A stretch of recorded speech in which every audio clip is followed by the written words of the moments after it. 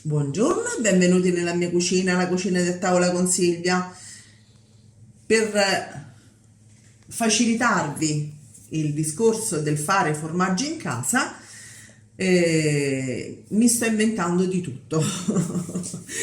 Rido perché comunque sto sperimentando diverse situazioni e vengono molto molto molto bene.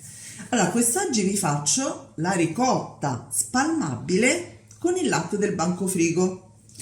Quindi alla portata di tutti. Assolutamente sì, perché comunque servono 2 litri di latte, un cucchiaino di sale, o se vi piace più salata, saporita, ne mettete un pochino di più, un cucchiaino e mezzo, 250 ml di panna sempre del bancofrigo e il succo di un limone. Andiamo a procedere con gli ingredienti, con La preparazione. il procedimento. Voi intanto procedete con iscrivetevi al nostro canale, compresa la campanella, così vi avvisa ogni volta che esce un nuovo video. E poi in info box vi metto i nostri recapiti Facebook, Instagram e TikTok. I nostri recapiti è bellissimo. Ok. Detto questo, io già versato 1 litro per velocizzare la situazione, 2 litri come vedete di latte qualsiasi, basta che sia intero. Dico intero perché con latte parzialmente scremato, avendo poca massa grassa, ragazzi, non viene fuori nulla. Eccolo qua. Poi mettiamo il sale, come vi dicevo un cucchiaino, questo è proprio quello piccolo piccolo piccolo da caffè, però se vi piace un pochino più salata non fate altro che metterne 1,5, 2. Mescoliamo un pochino in questo modo, ecco qua, e andiamo sui fornelli. Nel frattempo vado a spremere anche il limone, proprio come si faceva una volta con lo spremiagrumi, quello di plastica, no, della nonna. Eccolo qua, credo che questo fosse proprio di mia nonna, però vabbè, non... Ok, ci vediamo su fornelli. Ci vediamo sui fornelli, a fra poco. Ci siamo, eccoci sui fornelli. A questo punto cosa dobbiamo fare? Semplicemente portare il latte ad ebollizione. Io ogni tanto lo andrò a mescolare con una frusta di plastica. Mi raccomando che non sia d'acciaio, perché sennò magari grattate il fondo e non è proprio il massimo. E basta, lo porto ad ebollizione e quando sta per sfiorare il bollore andrò a mettere il succo di limone. Eccoci, stiamo quasi per sfiorare il bollore. A questo punto io che cosa faccio? Metto mezza confezione di panna, me ne tengo un altro po' per dopo, vado a mescolare e riporto a temperatura, quindi quasi a sfiorare il bollore. È una ricetta lunga questa? Assolutamente no, ci vogliono il tempo di far bollire il latte e quindi, detto questo, aspettiamo che torni a temperatura, cioè che sfiori quasi il bollore, e ci mettiamo poi dopo il limone, ma vi faccio vedere. Siamo arrivati a bollore. A questo punto metto il limone filtrato, il succo di un limone filtrato. Scusate il rumore. Mescolo il tutto, spengo il fuoco e mescolando tra un pochino saliranno i fiocchi di latte, come vedete già sta addensando. Ci vuole un pochino. È facilissima comunque. Facilissima, certo.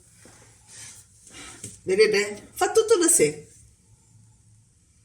È bellissimo vedere questa cosa, vero? È affascinante. Io ogni volta rimango così affascinata dalla reazione.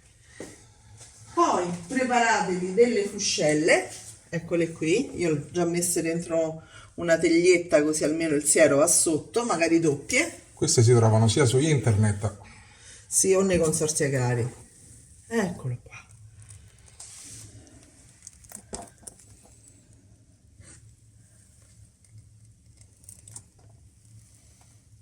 Che spettacolo.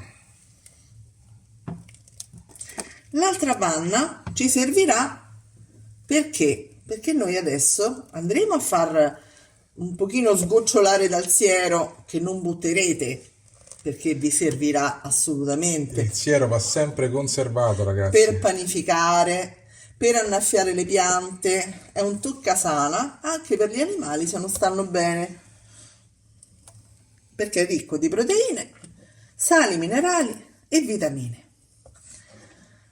Detto ciò, come vedete ne sono venute due, perché? Perché la panna la fa da massa grassa e quindi Certo. automaticamente accresce il volume. Quindi forse si può, per averne una, si può utilizzare anche il latte parzialmente scremato.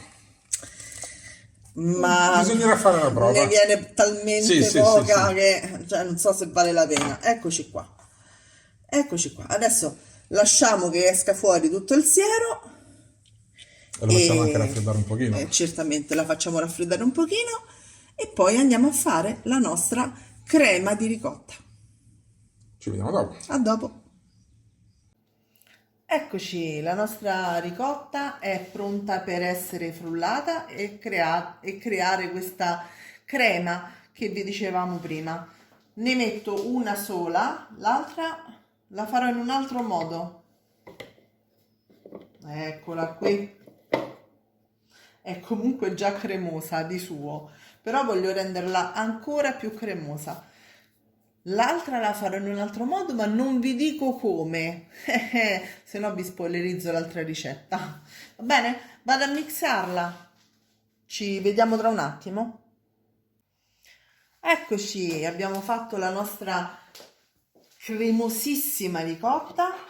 Guardate ragazzi quanto è cremosa.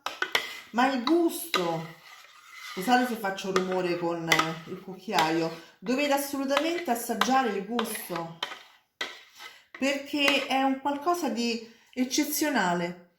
Questa mi servirà per fare un dolcetto velocissimo, quindi con una ricetta e pochissimi ingredienti farò altre due ricette e questo è il bello di creare in cucina. Eccola qui, è pronta, è ancora un pochino tiepida, quindi adesso io la chiudo ermeticamente, vi faccio vedere quanto è cremosa però prima. Guardate,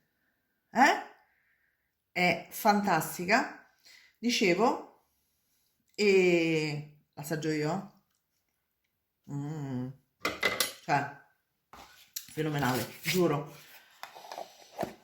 E come vi dicevo prima, con pochissimi ingredienti potete avere una cosa fantastica da spalmare sul pane, farci un dolcetto o mangiare a cucchiaiare così con un po' di cereali volendo.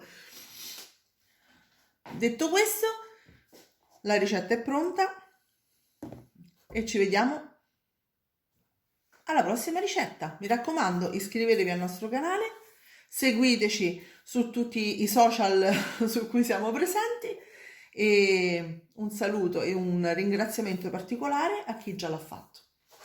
Grazie.